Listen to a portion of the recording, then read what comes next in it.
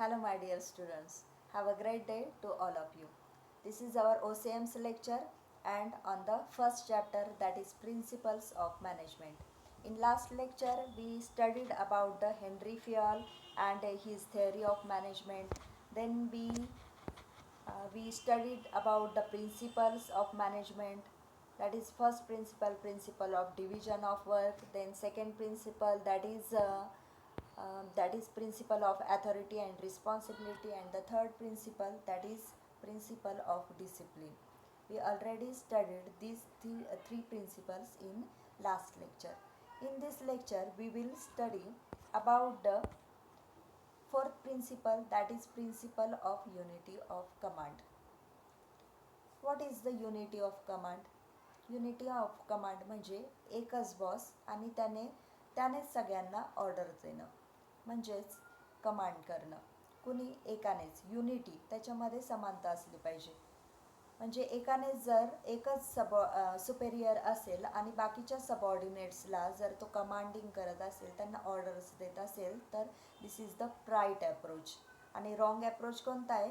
तर दोन सुपेरियर्स आहेत आणि ते सबऑर्डिनेट्सला ऑर्डर्स देत आहेत. Then there will be conflicts और there will be disputes among the subordinates. You can see the picture on the screen, that is right approach and wrong approach. What is the right approach? There is only one head and he gives the order to his subordinates. And wrong approach, there is the two heads, that means two superiors, and they gives the order to their subordinates. You can see there is a fighting between them. That means there is a conflict if the two or three heads gives the orders to their subordinates. म्हणजेच कुठल्याही ऑर्गनायझेशनमध्ये जर दोन किंवा तीन व्यक्तींनी, म्हणजे वेगवेगळ्या प्रकारचे मॅनेजरियल हेड्स आहेत आणि त्यांनी सांगितलं की तुम्ही हे कंप्लीट करा, हे टास्क दिलेलं आहे आणि ते ह्या वेळेमध्ये कंप्लीट झालं पाहिजे, असं जर वर्करला सांगितलं तर तो काय करेल? तो कन्फ्युज्ड होऊन जाईल आणि त्याला बर्डन येईल, अरे बापरे, मी ह्याचं ऐकू का त्याचं ऐकू, बरं मी दोघांचं या केलं तर काय होईल? मग सगळं कामाचं जम्बलिंग होणार आणि काम कसं होणार? इनइफिशियंट होणार किंवा प्रॉपर नाही होणार, बिघडून जाणार. त्याच्यामुळे काय होणार? कुणाला नुकसान होणार? ऑर्गनायझेशनला नुकसान होणार ना, कारण सगळं रिसोर्सेस वाया जाणार, मॅनपॉवर वाया जाणार, टाईम वाया जाणार, सगळं वाया जाणार. त्याच्यामुळे it is so much important to follow this rule, that is unity of command. If the manager knows the principle of unity of command, then he can easily apply this principle in his organization and he gives the proper orders in the proper manner to his subordinates. म्हणजे तो एकटाच मग बाकीच्या सबऑर्डिनेट्सला order देईल आणि त्यांच्याकडून effectively efficiently काम करवून घेईल. इफेक्टिवली म्हणजे चांगल्या प्रकारे, इफिशियंटली म्हणजे वेळेमध्ये, चांगल्या प्रकारे दिलेल्या वेळेमध्ये ते काम पूर्ण होऊन जाईल. म्हणून that's why this is so much important that this principle of unity of command. It also helps in avoiding confusion and disputes among the employees. Why? Because there is dispute among the employees. कारण मग ते कोणाचं ऐकू, त्यांना असं होईल की अरे मी ह्यांचं ऐकू का त्यांचं ऐकू, आणि त्यांच्यामध्ये भांडणं होणार. म्हणून मग जर युनिटी ऑफ कमांड असेल तर एकाचंच ऐकलं आहे, मग त्यांनी सांगितलेलं आहे ना, मला हे टास्क दिलेलं आहे ना, तर मी या वेळेमध्ये पूर्ण करेल. म्हणून मग कुठल्याही प्रकारचं कन्फ्युजन राहणार नाही. कळलं तुम्हाला? He will get confused. जर त्याला वेगवेगळ्या हेड्सकडून जर ऑर्डर्स मिळाल्या, then he will be get confused and will not be able to take decision about whose orders should be followed. कोणाचे ऑर्डर्स फॉलो करू? He will be get confuse. That's why it is important to have the unity in command. This is the wrong approach, and for this organizational hierarchy should be well defined. Each employee should know his immediate superior and should receive orders from his only. म्हणजे जसं hierarchy आपण बघितलं होतं की top level management, middle level management and the bottom level management. मग ह्या हायरार्कीनुसारच work हे distribute झालं पाहिजे आणि त्यांचं युनिटी ऑफ कमांड पण असलं पाहिजे. म्हणजे माझा इमिजिएट हेड जर असेल फायनान्स मॅनेजरच्या अंडर कोणी दुसरे वर्कर्स असतील तर त्यांचा हेडनेच त्यांना काम हे दिलं पाहिजे. असे वेगवेगळ्या मॅनेजर्सने जर वेगवेगळे कामं दिले तर there will be conflicts between the employees आणि कुठलंही काम प्रॉपर होणार नाही. म्हणून this principle is so much important in the business life. The next principle is principle of unity of direction. आता वरचं काय होतं, unity of command and this is unity of direction. म्हणजे प्रॉपर प्लॅन असला पाहिजे, प्रॉपर ऑब्जेक्टिव्ह असलं पाहिजे. कुठल्याही डायरेक्शनला जायचं आहे, समजा मला माहितीच नाही मला कुठे जायचं आहे, मी ऑटोमध्ये बसली आणि मी म्हणाली चल रिक्षावाले चल मला घेऊन चल, पण मी सांगितलंच नाही where I want to go, तर तुम्हाला कुठे घेऊन जाणार आहे. म्हणजे आपल्याला काहीतरी प्रॉपर ऑब्जेक्टिव्ह माहिती असलं पाहिजे, कुठला तरी प्रॉपर प्लॅन माहिती असला पाहिजे, तरच आपण त्या दिशेने पुढे जाऊ शकतो. That's why it is so much important to have the direction or to have the unity of direction in the organization. This principle states that there should be one head, one plan. One head, one plan.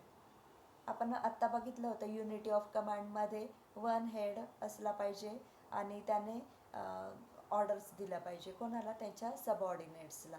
तसं आता त्याच्या पुढे जाऊन काय होईल, one head one plan आणि one objective. म्हणजे one head one objective असं आपण म्हणू शकतो. तिथे one group one superior and one plan. म्हणजे एकच ग्रुप केला, त्याच्यामध्ये ग्रुपचा एकच लीडर असणार आणि तो जो प्लॅन आपल्याला सांगणार त्यानुसार आपण वर्क करणार. कळलं? It is so much easy. म्हणजे आपल्याला समजा कुठे जायचं आहे, आपल्याला पिकनिकला जायचं आहे, तर आपल्या ग्रुपमध्ये सगळ्यांनीच त्यांचे डिसिजन दिले, सगळ्यांनीच ऑर्डर्स दिल्या, कुठलाच प्लॅन रेडी नसेल तर होईल का? नाही. मग ग्रुपचा कोणीतरी एक लीडर असेल, तो सांगेल की आपला हा प्लॅन आहे, ह्या दिवशी आपल्याला इथे जायचं आहे. ओके, मग आपण हे सगळं फॉलो करू. मग तिथे काय होईल, तिथे हे दोन्ही प्रिन्सिपल्स लागू होतील, unity of command also and unity of direction also. कारण एकच हेड आहे, त्यानेच आपल्याला ऑर्डर्स दिलेलं आहे आणि आपण त्या फॉलो पण करतो आहे. म्हणजे युनिटी ऑफ कमांड झालं आणि युनिटी ऑफ डायरेक्शन म्हणजे एकच प्लॅन आहे सगळ्यांचा मिळून. सगळा आपण 10 जणांचा ग्रुप आहे, सगळ्यांचा मिळून एकच प्लॅन आहे की आपल्याला लोणावळ्याला फिरायला जायचं आहे. मग आपण बरोबर तो प्लॅनप्रमाणे आपण तिथे पोहोचू शकू. कारण काय, तर एकच हेड आहे आणि एकच प्लॅन आहे. म्हणून this is the easy example you can understanding. Each group in the organization should have the same objective and the group should be directed by one manager using single plan. हेच याच्यामध्ये सांगितलेलं आहे की single plan असला पाहिजे आणि same objective असला पाहिजे. का आलं, युनिटी ऑफ डायरेक्शन आणि युनिटी ऑफ कमांड एक्झाम्पलवरून लक्षात ठेवा. कुठेतरी पिकनिकला जायचं आहे, ग्रुप आहे आणि एक हेड आहे आपला आणि त्याच्यावरून आपण ठरवलेलं आहे. हे दोन्ही प्रिन्सिपल त्याच्यामध्ये कवर होत आहेत, unity of command and unity of direction. Then 6th principle, that is principle of subordination of individual interest to organisational interest. Subordination म्हणजे काय, कमी महत्त्व देणं. कुणाला, इंडिव्हिज्युअल इंटरेस्टला. म्हणजे इंडिव्हिज्युअल इंटरेस्ट कुणाचा असणार आहे, there are the two interest we can see here, individual interest and organizational interest. individual interest हा कुणाचा असणार आहे, मग ऑफकोर्स एम्प्लॉईजचा असणार आहे, मॅनेजर्सचा असणार आहे, म्हणजेच इंडिव्हिज्युअल पर्सनचा असणार आहे. आणि ऑर्गनायझेशनल म्हणजे ऑल ओव्हर द ऑर्गनायझेशनचा असणार आहे. म्हणजेच मग इथे काय सांगितलेलं आहे यांनी, in this principle, according to this principle, the interest of an individual must be given less importance than the interest of the organization. म्हणजेच इंडिव्हिज्युअल इंटरेस्टला कमी महत्त्व द्यायचं, कोणापेक्षा, तर ऑर्गनायझेशनलच्या इंटरेस्टपेक्षा. म्हणजेच the organisational interest is most important from the point of view of the individual interest. While taking decision in the organization, the manager should always consider the interest of the whole group rather than the interest of a single employee. म्हणजे एखाद्या single एम्प्लॉईचा विचार करण्यापेक्षा सगळ्या ग्रुपचा विचार करणं महत्त्वाचं असतं. कुठल्याही मॅनेजरला.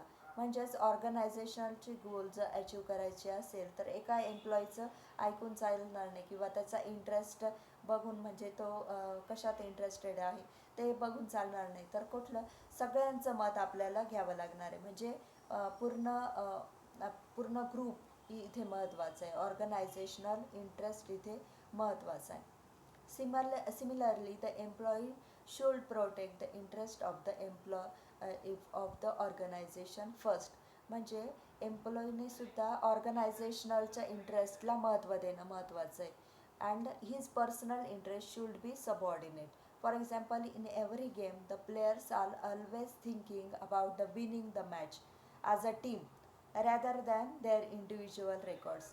म्हणजे समजा क्रिकेटची आपली टीम आहे, तर तिथे आपण काय फोकस करणार आहे, किंवा आपला कॅप्टन जो आहे विराट कोहली, तो काय फोकस करणार आहे, त्याच्या इंडिव्हिज्युअल रेकॉर्ड बनवण्यापेक्षा how to win our team, म्हणजे आपण आपली टीम कशी जिंकेल याच्याकडे तो फोकस्ड करेल.